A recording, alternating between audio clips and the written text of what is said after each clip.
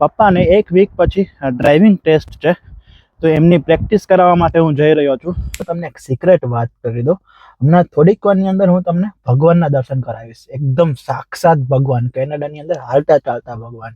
પપ્પા ડ્રાઈવ કરતા હશે અને હું બાજુમાં બેઠા બેઠા કેનેડાની અંદર કેવી રીતે ડ્રાઈવ કરવું, કયા કયા રૂલ્સનું ધ્યાન રાખવું, એવી બધી વાતો હું કરીશ. એક વસ્તુ તમે નોટિસ કરી હશે કે આટલી બધી વારથી બારે છીએ તો એકેય હોર્ન નથી સાંભળવાનો. ઇમરજન્સી સ્ટોપ કરો. હેલો, હું પ્રિયંક પાટડિયા ફ્રોમ ગુજરાત, હાલ કેનેડા. કેમ છો? મજામાં? તો ઘણા સમય પછી આજે ફરીથી વ્લોગ બનાવવાનો વિચાર આવ્યો છે. તો અત્યારે સાંજના વાગ્યા છે 6:30 અને હું અત્યારે ટોરન્ટોમાં છું અને અત્યારે હું જઈ રહ્યો છું. મારા પપ્પાને એક વીક પછી ડ્રાઇવિંગ ટેસ્ટ છે, તો એમની પ્રેક્ટિસ કરાવવા માટે હું જઈ રહ્યો છું.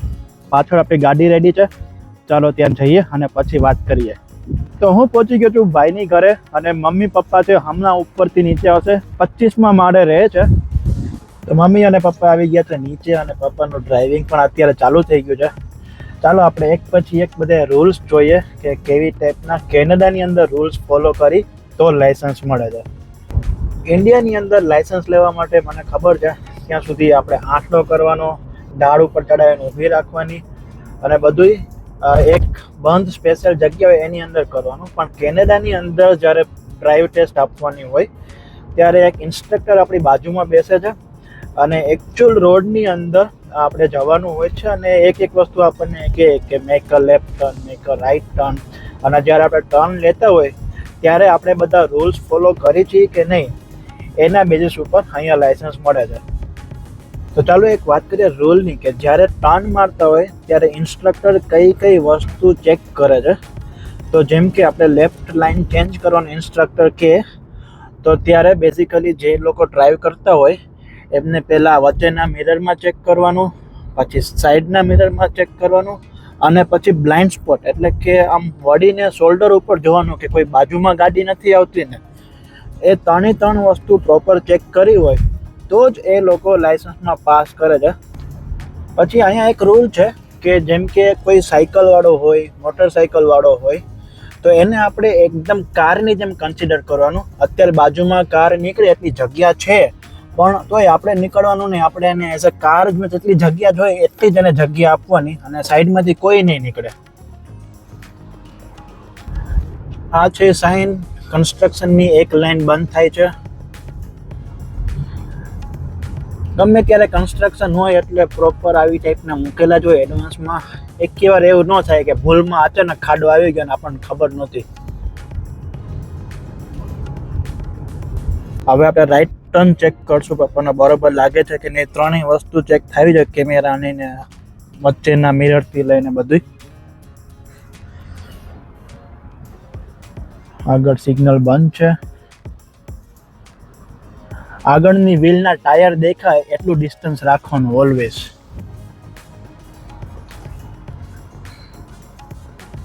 બાજુની ગાડીએ એટલું ડિસ્ટન્સ રાખેલું છે. હવે ઓલમોસ્ટ ટર્ન મારવાનો ટાઈમ થઈ ગયો છે. રાઈટ ટર્નનો સિગ્નલ આપી દીધું છે પપ્પાએ. બ્લાઇન્ડ સ્પોટ ચેક કર્યું છે, વચ્ચેના મિરર ને બધું ચેક કરશે. આ પેડિસ્ટ્રિયન છે, એ જ્યારે આખે ક્રોસ કરી લે ને આખા પછી જ આપણે જવાનું. એને ક્રોસ કરી દીધો છે પછી જ આપણે જઈ શકીએ. જો પેડિસ્ટ્રિયન અડધે સુધી આવી ગયા હોય અને આપણે આરામથી જગ્યા હોય કે આપણે નીકળી જશું તો એ નહીં નીકળવાનું, અધરવાઇઝ એ ટેસ્ટ છે એ ફેલ થઈ જાય. જો વાર્ડનની દુકાન છે, કોકના વાળ કાપે છે.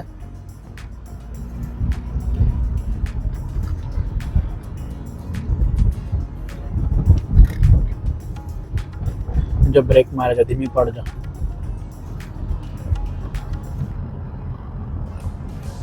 જો આગળ બીજી ગાડી આવે છે. આ છે સ્ટોપ અને નીચે લખેલું છે ઓલ વે. અહીંયાનો રૂલ એવો છે કે અહીંયા સ્ટોપ થવાનું જ અને પછી જે ગાડી પહેલાં આવે એ પહેલાં નીકળે, બીજી આવે એ બીજી નીકળે. અને આ રૂલ રાતે ફોલો થતા હોય.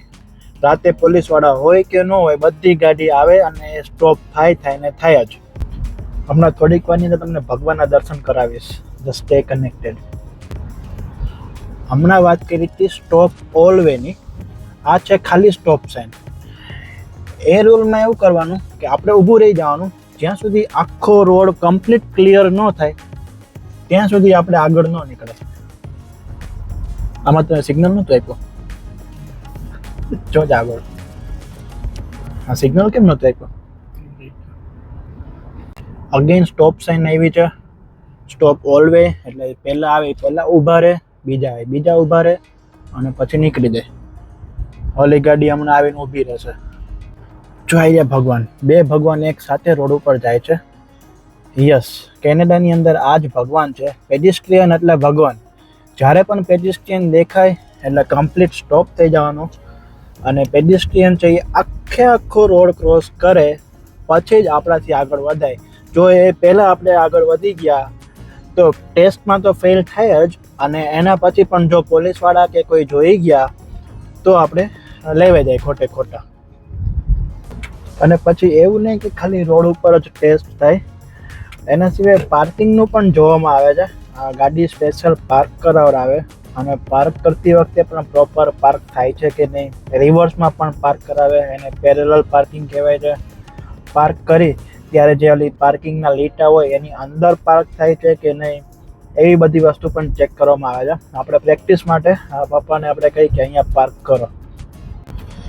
ઓલી વ્હાઇટ ગાડીની પાછળ હવે પાર્કિંગ કરવા માટેની પ્રેક્ટિસ ચાલુ થશે.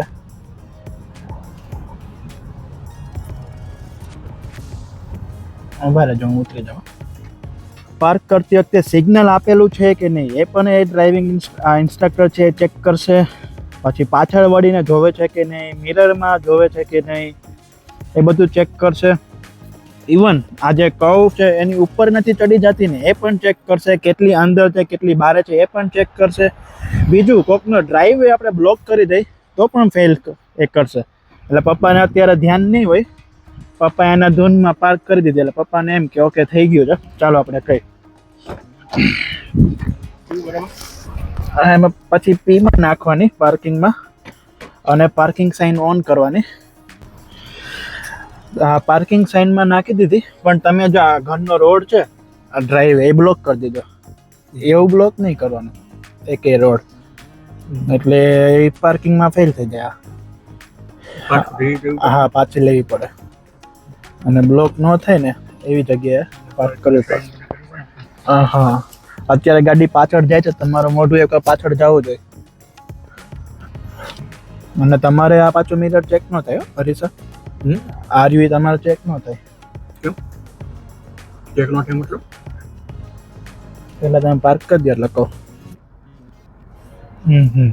આવી રીતે કે રોડ બ્લોક ન થાય. પછી ઓલા જે ફાયર વાળા હોય છે એ બ્લોક નહીં કરવાનું. અને તમે શું પૂછતા હતા? હા, આરયુ એ જે કેમેરાની એ ચેક નહીં કરવાનું, કેમ કે એ લોકો એવું અઝ્યુમ કરે તમારી પાસે ફ્યુચરમાં એવી ગાડી હોય કે જેમાં આ કેમેરા ન હોય. નહીં જોવાનું ત્યારે? ના, તમારે નહીં જોવાનું. જવા દે. જ્યારે ગાડી સ્ટાર્ટ કરી ત્યારે લેફ્ટ સિગ્નલ આપવાનું, પાછળ વળીને જોવાનું, મિરરમાં ચેક કરવાનું, પછી જ ગાડી સ્ટાર્ટ થાય. પછી આ છે સ્કૂલ ઝોન. આવી સાઇન જ્યાં હોય ત્યાં સ્પીડ ઓલવેઝ ઓછી હોય. સ્પીડ મેન્શન કરેલી જ હોય કે અહીંયા આટલી સ્પીડે ગાડી ચલાવવાની. જો બપોરના ટાઈમે સ્કૂલ છૂટવાનો ટાઈમ હોય કે મોર્નિંગ હોય, જો ઓવર સ્પીડમાં પકડાઈ ગયા તો જોરદારનો મોટો દંડ થાય. જો આખો સ્કૂલ ઝોન છે.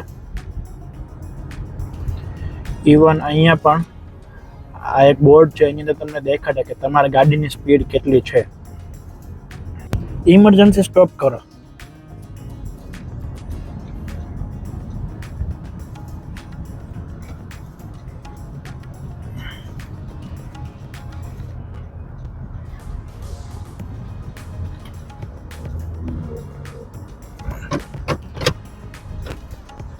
પાર્કિંગમાં નાખી દીધી છે અને પ્રોપર આવી રીતે કોઈક વાર ઇમરજન્સી સ્ટોપ પણ કરાવે. એની અંદર આપણે બધી જેમ પાર્કિંગમાં ધ્યાન રાખતા હતા કે કોઈનો રોડ બ્લોક નથી થતો, ફાયર વાળું હોય એ બ્લોક નહીં કરવાનું, એ બધું ચેક કરવાનું. અને જ્યારે નીકળી ત્યારે અગેન રૂલ ફોલો કરવાના. તો કયા કયા રૂલ હતા?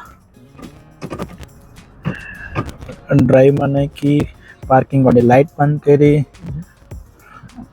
હા મિરર સિગ્નલ આપ્યું અને પછી ગયા. આટલી વસ્તુ અહીંયા બધી શીખવાડવામાં આવે છે, એક એક વસ્તુ ધ્યાન રાખવામાં આવે છે. આવી રીતના બધું ફોલો થાય તો ડ્રાઇવિંગ ટેસ્ટ પાસ થાય અને તો હાથમાં લાયસન્સ આવે. હવે આગળ સિગ્નલથી રાઈટ ટર્ન મારવાનો છે અને બધા રૂલ ફોલો કરજો. 3 સ્ટેપ. મિરર આ વચ્ચે વાળી જોયો તો? હા, હવે 3 પાછું રિપીટ થવું જોઈએ કેમ કે હવે તમે મેઇન જગ્યાએ પહોંચ્યા.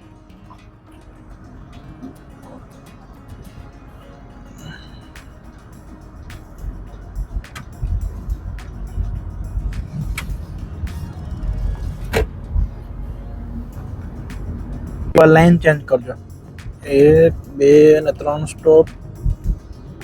અને હજી તો તમારે ત્રીજું સ્ટોપ ચાલુ નહોતું થયું, એ પહેલાં તો લાઈન તમે ચાલુ કરી દીધું ટર્ન મારવાનું. એટલે પહેલાં તમે આખું પ્રોપર જોઈ લીધું પછી ચાલુ કરવાનું. એવું નહીં કે હજી તમે અડધું જોવાનું હતું ને તમે લાઈન ચેન્જ કરવા માંડ્યા. પાછી લાઈન ચેન્જ કરજો, બધા રૂલ ફોલો કરજો. 1 2 3. હા, હવે જ્યારે ઇન્ટરસેક્શન હોય ત્યારે લાઈન ચેન્જ ભૂલમાં નહીં કરવાની અને એની નજીક હોય ત્યારે નહીં કરવાની. અત્યારે મેં તમને કીધું તો તમે જેવું ઇન્ટરસેક્શન પૂરું થયું ત્યારે તરત લાઈન ચેન્જ કરી નાખી. તો તરત લાઈન ચેન્જ ન થાય, થોડાક આગળ જાય પછી જ લાઈન ચેન્જ થાય. અહીંયા એક અલગ જ લાઈન છે વળવા માટેની. આ લાઈનની અંદર જ ઊભું રહેવાનું અને પછી ટર્ન મારે. એવું નહીં કે આ લાઈનમાં હોય અને આપણે આમ સીધો ટર્ન મારી દીધો. વળવા માટેનો એક રૂલ છે કે આપણે આ લાઈનને તો જ ક્રોસ કરાય જો આગળનું ખાલી હોય. એટલે આગળ ગાડી ખાલી થઈ હવે જ આગળ જવાય અને કોઈ નથી આવતું તો જ ક્રોસ કરાય. અધરવાઇઝ જે સામેથી આવે છે એનો જ રાઈટ, આપણો રાઈટ નહીં. આપણે ત્યાં સુધી ઊભું જ રહેવું પડે ભલે આપણું સિગ્નલ ગ્રીન હોય. પણ વળવાવાળા છે એનું ઓલવેઝ સેકન્ડ નંબરની પ્રાયોરિટી. જે લોકો સીધા જતા હોય એની first number priority. Blind spot શું એ અમને લોકોને અહીંયા આવીને ખબર પડી. અને હજી ઘણા બધા લોકોને તો ઇન્ડિયામાં કે ખબર જ નથી હોતી બ્લાઇન્ડ સ્પોટ એટલે શું. બ્લાઇન્ડ સ્પોટ એટલે જ્યારે આપણે ટર્ન મારતા હોય ત્યારે એ જે ગાડી એકદમ બાજુમાં હોય એ આપણને એકે મિરરમાં ન દેખાય. જે વચ્ચે મિરર હોય એ સાઈડ મિરર એ એકે મિરરમાં એ ગાડી દેખાય જ નહીં, એને કહેવાય બ્લાઇન્ડ સ્પોટ. અને આપણે જો એ જોઈ નહીં અને ટર્ન મારી દે તો આપણે એ ગાડી સાથે આરામથી ભટકાઈ જાય. તો એ બ્લાઇન્ડ સ્પોટ ચેક કરવાની સિસ્ટમ અહીંયા જોરદાર છે. એ તમે ચેક કરો તો જ તમને પાસ કરે એમ. બાકી જો બ્લાઇન્ડ સ્પોટ ચેક ન કરી તો આવી રીતે આ તમને બધું દેખાઈ જાય, ઘસાઈ જાય. અને જો ઘસાઈ જાય એટલે પૂરું. ઇન્સ્યોરન્સ કંપની છે તમારો ઇન્સ્યોરન્સ એટલો બધો વધારી દે કે મહિનાના $600 ફોર એક્ઝામ્પલ, $700-800 એટલે કે 48,000 રૂપિયા મહિનાના ખાલી ઇન્સ્યોરન્સ. પછી તો તમે ગાડી ચલાવતા જ રહ્યા. તમે ઇન્સ્યોરન્સ પે કરો કે પછી બીજા બધા ખર્ચા કરો. એટલે આવું અઘરું થઈ જાય છે જો આપણે રૂલ ફોલો ન કરી તો. હવે ઘરે પહોંચી ગયા છીએ. પપ્પાને ડ્રાઇવિંગ ટેસ્ટ માટેની પ્રિપરેશન તૈયારી થઈ ગઈ છે. એક વસ્તુ તમે નોટિસ કરી હશે કે આટલી બધી વારથી બારે છીએ તો એકેય હોર્ન નથી સંભળાનો. તો અહીંયા હોર્નની સિસ્ટમ કેવી છે? તો હોર્ન મારવાથી શું ફાયદો? કોઈ એટલે કોઈ હોર્ન મારે જ નહીં.